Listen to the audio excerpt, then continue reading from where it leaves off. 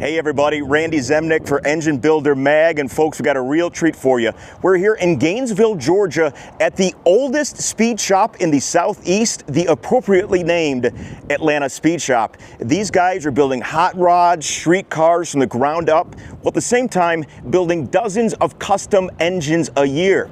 It's a mix of speed, performance, precision, all mixed with a little bit of Southern grit. It's also our latest Shop Takeover.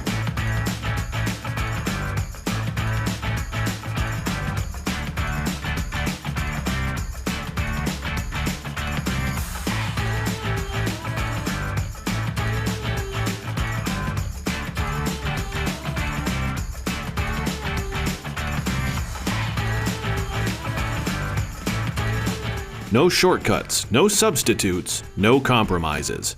Great racers and engine builders choose Driven Racing Oil. All right, guys, we are here with the owner of the Atlanta Speed Shop, Julius Hughes. And Julius, thank you so much for having us. I appreciate you. I'm glad you're here. So I looked online. You guys are basically the oldest speed shop in the Southeast. Tell me about it. How did you guys get started, all that good stuff? We are. My father started the business in 1960 or 1959. He was going to Georgia Tech and drag racing, started the Georgia Tech Auto Club, and then started this business in downtown Atlanta. Wow. And we have migrated in the last, 60, we're looking at 65 years. Yeah. So I took the business over in 1988, I believe, bought it for my father. He gave me a good deal, but I did have to pay him. And so we moved up here in 2004 into this facility. After being in probably 5 or 6 different shops in Atlanta. Wow. What did you start off doing with your dad early on as a little kid? How'd you get into this? What was your... He raced, and I grew up at the shop, and we had a drag strip in Covington, Georgia. And so that's how I grew up, going to the track, working in a machine shop, and we had a parts business also, and worked on the parts counters growing up. Maybe didn't work on the parts counter until I was probably 12 years old. But anyway, so that's how it all started. And my father passed away in 1992 before we got this place built, actually. Yeah. But yeah. How has the business grown since your dad started it all back? Well, way back when? You know, we rented all those places in Atlanta. We had a place in Decatur at one time. That was probably where we were for the longest, and it was pretty big then because we had the drag strip, we had the machine shop, we had a wholesale parts division, and we had about 4 retail stores. Wow. But when the big retailers came into auto parts, that's kind of when we exited. The drag strip we lost in the we leased it we had a long-term lease, but they broke the lease. Got it. So, so then there was the 90s where we were sort of recovering from all that. Yeah. And so then up here, we've grown a lot up here, and probably, I never would have thought the part of the business that wound up growing this big, you know, the retail business went away, the drag strip went away, and the machine shop and later service shop grew into what it is today. Just walk me through, you know, how many restorations are you doing a year, engine builds, all that good stuff? We do all kinds of automotive work over here. We do probably 2 or 3 restorations a year, and we probably do, and they're not necessarily all like frame off restorations, right? And then we do a lot of just repair work on high-end, high-performance cars. You know, I mean, we work on more cars than I want to work on, unfortunately, but that's how it goes.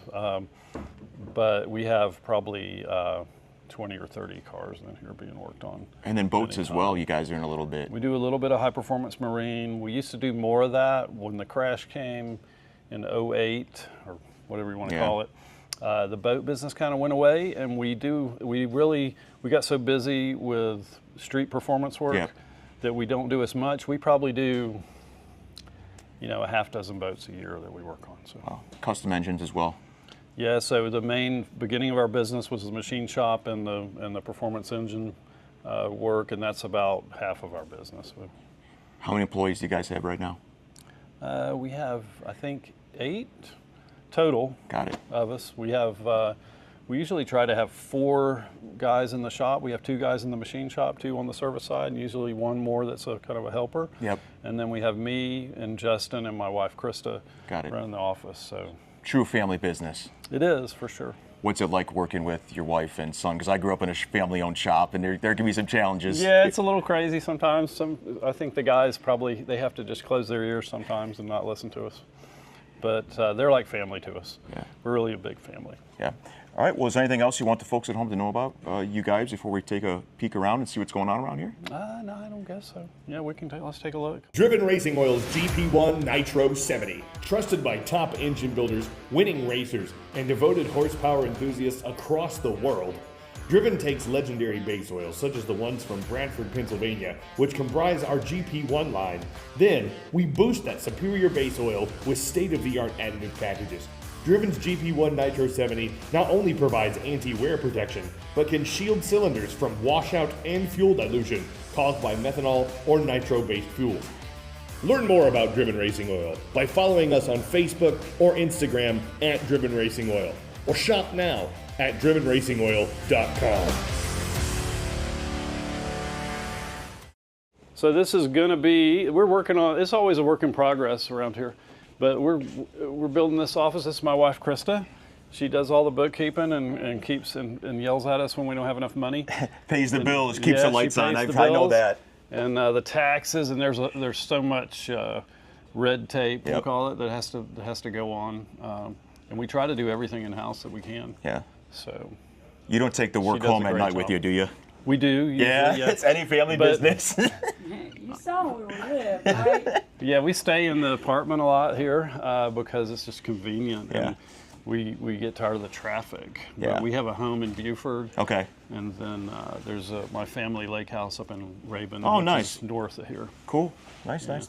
So this is we're actually trying to build this out into a nice air-conditioned office out here, and then Justin won't have to sit there. This is Justin's desk, this counter that we built about a year ago, and he likes it. Are you going to take this over one day? Supposedly. That's the goal. That's the plan. He's semi-retired right now, is what I say, but he helps. He does a lot. I just give him a hard time. Here's I a am mag. trying to be semi-retired. Yeah. Isn't that everybody's semi-retired? And what does that mean? You're still working? Yeah, still working, Constantly. but not as hard. So then we got this little kitchen area here, and then we're going to build a wall right down through here. Yep. And this is all going to be showroom, and you can see we're in the middle of doing that. How many lifts do you guys have right now? I guess we have 4 lifts, maybe a drive-on. Well, there's 3 and a drive-on. We got 1 more drive-on out back. Yeah. But I was going to put a lift in every bay, but it's nice to have a bay without a lift for some of the fabrication projects Yeah. that we do. So. Now, from start to finish on some of these bigger things, like someone brings this in, like how long a process is traditionally? I know everyone has different stuff going on, but I mean, some of these projects can be 2 years long, Yeah. start to finish. yeah. Of course, everybody wants them to be faster. And, we're actually, we're a lot quicker in the machine shop than we used to be at getting stuff in and out because we have more people working. Got it. But when you get into a project like, now we didn't build this car, we Got built it. the motor for it. Got it. A guy named Mike Lewis that has a shop in Lilburn built that car and did the body work, I think. And it's super. It's here for us to do some mechanical stuff on it. We're putting some brakes on it Got it. and tuning the engine because he just got it running. But it's a show car. Got it. Do you guys have a wait list? We do. Yeah. We try to get people that we've done work for in the past or cars that we built. We try to get them in within a week or two. But Okay. sometimes we've got people that wait a few months to get in here. Got it. And Do you have yeah, a lot of repeat customers, a lot of same folks that are coming through type thing? yeah, we do. Yeah, we have a lot of repeat stuff, and we do partial jobs too. Like this thing here, we're just mounting the engine. We're gonna do some fabrication work. Got it. We built a motor for this guy, and we're gonna mount it in his car or truck, and then he's gonna take it home and finish it. Okay. So, and that job is one that we took over. We get some of these jobs where they've been in other shops and they've been there for years and nothing's happening. And I always dread it when they come in. You don't know you what can't- somebody else did. Yeah, and you're like, oh, but you wind up, if it's somebody like that's a good customer of ours, Yeah. and we're going to finish the car for him, and it's always all those unknowns. You think you can never assume that because you know. There's some cowboy in his front yard, neighbor doing something. Well, and it was at a good shop. yeah. And they do good work, but then when something gets picked up mid-job, you never know exactly what was finished. Yep. Did they put grease in the wheel bearings yet? All that kind of stuff. Yeah, and you don't want the stuff coming back. Yeah, and so you have to recheck it. So that's one we're putting together. This is another Camaro that we're doing a motor for. Nice. And I think we're doing a lot to this car. Actually, I can't remember. Justin would know everything we're doing to it. But that's an Oldsmobile that we built. That guy's overseas right now. Oh, no kidding. And it's ready for him to pick up. Over the years, are there any like special, like what's like something like your favorite car you've worked on? Is there anything that pops up to the top of your head? Gosh, I mean, You've done so many. Yeah, and they all start running together too when you get older. We've worked on the guy that owns that Willis down there has a nostalgia funny car that's pretty cool. It's Houston Platt's old funny car. We do work on that. Built a motor for it. Cool. It's called the Dixie Twister. It's a pretty nice, super nice show car. Nice. Basically. This T bucket we're building for a guy that we've done a lot of work for. And it's nearing completion. We're wiring, and this is going to be pretty nice. It's a blown small block. Oh, nice. It's detuned. It's about 600 horsepower, and this guy, I got to make sure that he stays alive in this thing. He's had T buckets before. Got it. So he knows. I'm like, Just stay please, alive, man. Please be safe in this thing. Don't crash this thing. Yeah.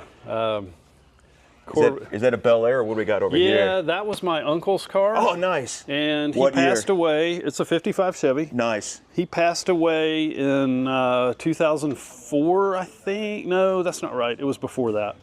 I got that wrong. At any rate, in the late 90s maybe. Got it. It wound up, so my aunt, they actually didn't get married. But I still call her my aunt. Yep. And she's since remarried. But her name's Flo, and she gave this to me. Nice. And we are going to finish it. And this is the one we were talking about doing some drag and drive with. Oh, that'd be cool. And it's going to be slow at first. I'm going to finish it like he was building it. Yeah. But then we'll. Yes. That'll be for its first time out. Then we're going to get crazy with it probably. But we are going to keep it original. Beautiful. Is the looking. original interior the original? It's not. No, No, a I little don't bit, think so. yeah. It's got a lot of things done to it. But the body's all original, and this paint has been on it a pretty long time, and it's dusty. Yeah. This area of the shop here Pollen, you said? this was originally built to work on big boats. Okay. That's why we got the big doors. But we don't work on boats as much. It's sort of turned into my area for my stuff. Which Personal. I kind of planned that too a little bit, but it's, this is a trailer that we redid. This is a chaparral trailer. Oh, that nice. You redid this whole thing? Yeah. It was pretty nice when we bought it for as old as they are, but they're the old classic trailers from the 70s and 80s that all the big guys ran, Garlets and Muldowney in them, used them. All right, tell me about this guy. So this is a top fuel car that we race to promote the shop. It's a Horton chassis. A guy named J.Ed Horton from South Carolina built it. And we run, of course, the motor's out of it because the motor usually is out of it. Yep. Getting worked on. It's it's a 426 Hemi. Brad Anderson block heads and runs on 90% nitromethane. Who races it? So we run NHRA Heritage Series. Got it. And we also run Extreme Top Fuel, which is a series in the Midwest. Okay. And we're actually running in Alabama with the Extreme Top Fuel group Well, later this month, right? in May. Yeah, May. Yeah, first weekend of May in Huntsville, Alabama. Nice. So this car's been 589 is our quickest ET, 255 miles an hour. Damn. And it's a lot of fun. So Yeah. it's a nitro car. I knew I couldn't afford a big show car. Yeah. And so this class came about in the 90s, and I was interested in it, but and then in about 2005, I really thought, this is something we could do. And so it is something that is about 1/10 of the cost of a big show car. Got it. But runs on nitromethane. Nice. So this is a boat that So when was the last time this was on the water? Well, we've had it. We take it out every year. Oh, really? So yeah, this thing was a boat that I raced back in the '80s. No kidding. Yeah, and then I sold it. I built it and sold it to a guy, and then he actually pitched his wife out of it. Oh no! And she said enough. And she said, either the gotta boat go. goes or I go.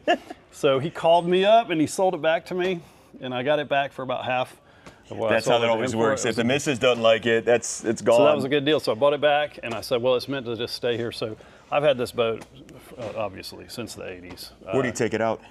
We go out on Lanier a little bit, but Okay. we mainly like to go to smaller lakes. Got it. In the north, or we go to South Carolina. Well, every attention year. getter too. You see this thing on the water. My goodness. Yeah, it's How fun. fast can she go?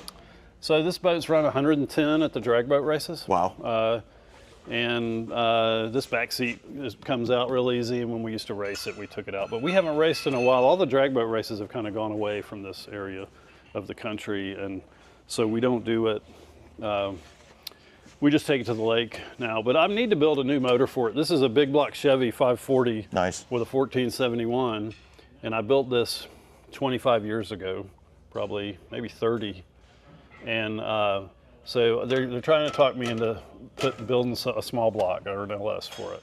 So we'll see. We just have a few projects right around Yeah, here. just a few. Just a few.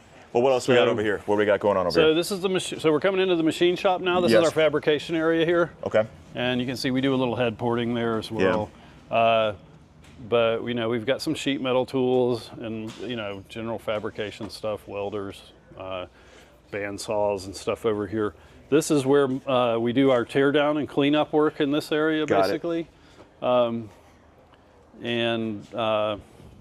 That's the motor out of the race car right there. Oh, really? Yeah, we're finally taking it Getting to apart it. from last season to check it out, and I don't think anything's wrong with it. Oh, good. But yeah, we do the tear down here. Parts-wise, how much stuff do you keep in stock? Not a lot. Yeah. Every motor that we do, so we're not a shop that specializes in one type of motor over and over and over, which might be great, but Yep. that's just not the way it evolved. I mean, we do Pontiacs, Oldsmobiles, we do a Everything. lot of Fords, we're doing a lot of FEs right now. We do a lot of Pontiacs. Is there anything you won't do? For sure, Yeah. sure. There's a lot we won't do. But we do more small import stuff now than we used Oh, yeah. to, just because it's out there. Yep. A lot of people want it done, and we do a lot of that. We don't assemble those motors. We do short blocks for them. Got it.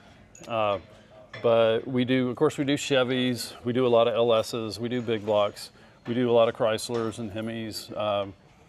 But we don't do as many small block Chevys as we used to. Isn't that crazy? It's crazy. Because that used to be like the standard and Yeah, we everything. used to build Yeah. tons of those. And then we got to where we built tons of small block Fords for a while. But at any rate, this is our big cylinder block machining area. Surfacing, boring, Everything. honing, balancing here.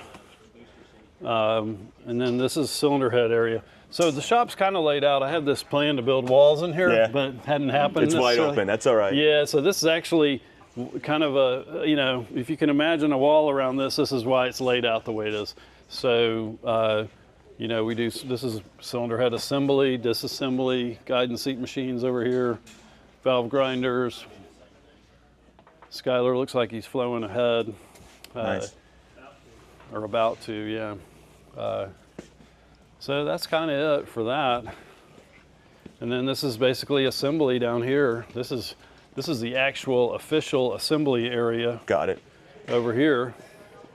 But they can only fit maybe, looks like about 9 motors in here, and then we sort of overflow out to here, which is our secondary assembly area down through here. These benches there's a lot of old stuff around here.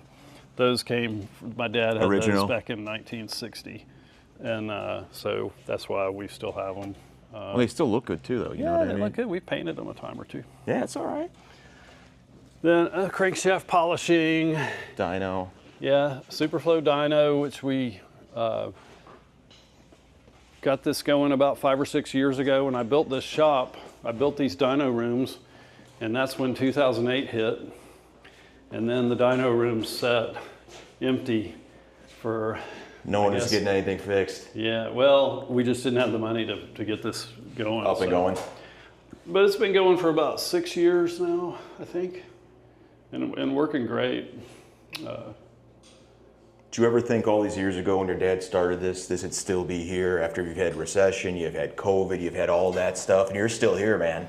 Yeah, you know, this was the part of this business that I liked the most. Yeah. And so that's why I carried it forward more. This and the drag strip. I love the drag strip. Everyone loves a drag strip. I loved running the drag strip, working at the drag strip. I didn't run it, but eventually I would have if we had been able to keep it. And we tried to buy it back in the day several times, but we were just always a little short of being able to afford it. And then, of course, I told you the story. Yeah. That they canceled the lease eventually, but that's about it. Then there's, you know, junk storage down here. Of course, we're always trying to clean up. There's That's a story of every shop is trying to clean up. So this area is you know, bolts, and actually this is where I designed it for people to pick their engines up here. Oh, no kidding. They're supposed to back up to this door and pick up their engines. And just pick it right there. Well, you know, they wind up going in and out the same door down there. But eventually this is going to get all cleaned up. I've been working on it this winter. Cool. And then it'll be able to flow that way. Nice. And you got more parts inventory over here. Yeah, this is our parts inventory here. And, you know, we do keep some stuff. I mean, you're going to have stuff in stock if you were in this business. But we've thought about expanding the parts business, the parts end of it, but we'd have to have a whole nother person dedicated to that, and we just haven't done that yet. Cool. Well, hey, Julius, anything else you want us to know about the shop? Anything special, anything unique, any stories from over the years? Well, there's probably a lot of stories. But not appropriate for No, they're appropriate. Well, most of them are. No, I just, you know, it's a family-oriented business. Yep. My father started it. I took it over. We got hopefully another generation here that's going to take it over. I don't have any kids to leave it to or to sell it to. Yeah. And so hopefully they're going to keep going forward with it if they can all get along with each other good enough. They do get along good now. That helps. But I'm here to keep them straight. Well, Julius, thank you so much. It's been a pleasure, and it's the work you're doing here and the cars and everything. It's awesome. This is we rolled up here and I said, this is my favorite shop we've been to so far. Really? Yeah, everything's beautiful. So well, that's good. That's a good indication. We enjoy it. Of course, we do what we love. Yeah. You don't get rich at it, but you can make a good living at it. Cool. And so we're just very blessed. Hey guys, we'll be sure to check out everything Julius and his crew are doing here at the Atlanta Speed Shop. And as always, for great engine content, check out enginebuildermag.com. We'll see you next time.